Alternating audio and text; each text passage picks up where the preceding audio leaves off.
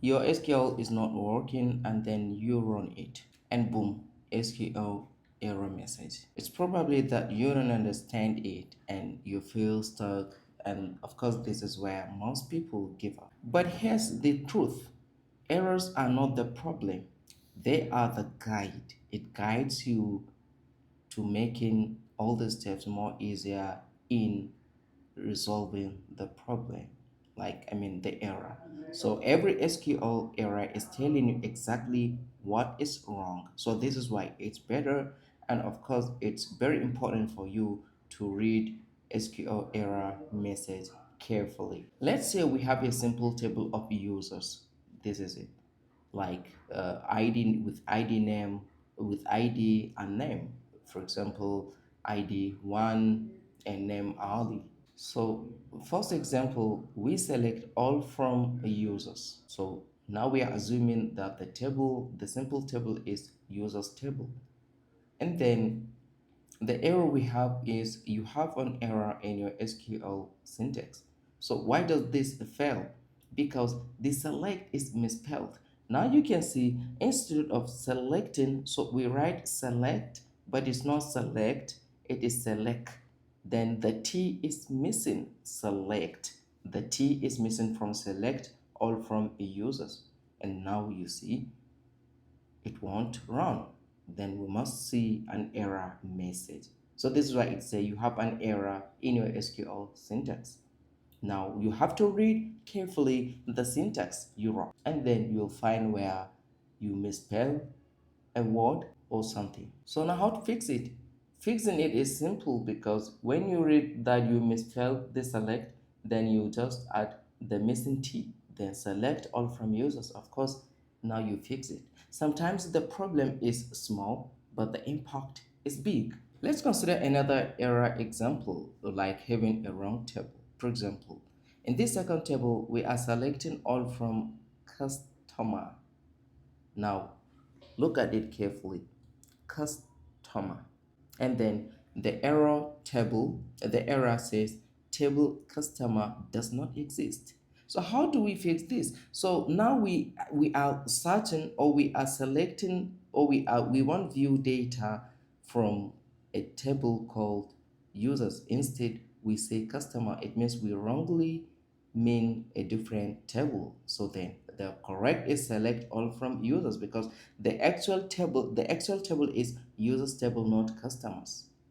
So you must use the correct table name.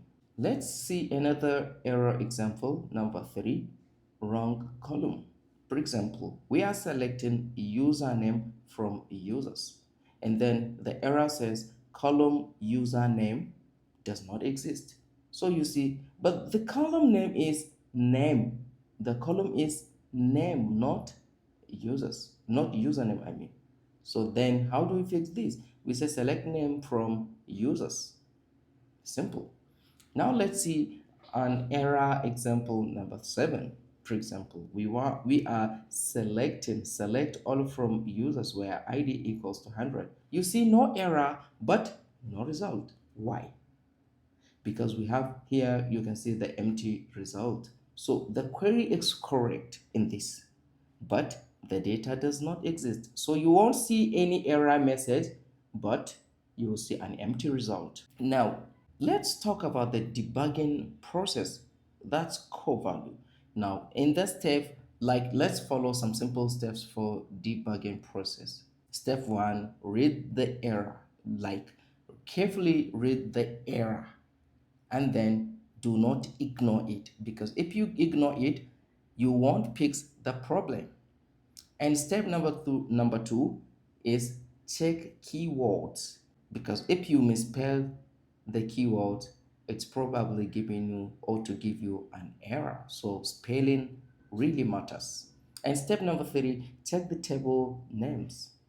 So why? Because you have to make sure that is the table name correct, and if it's correct, then it means the error is something else. And step number 4, check column names. So you have to make sure that does the column actually exist in the database.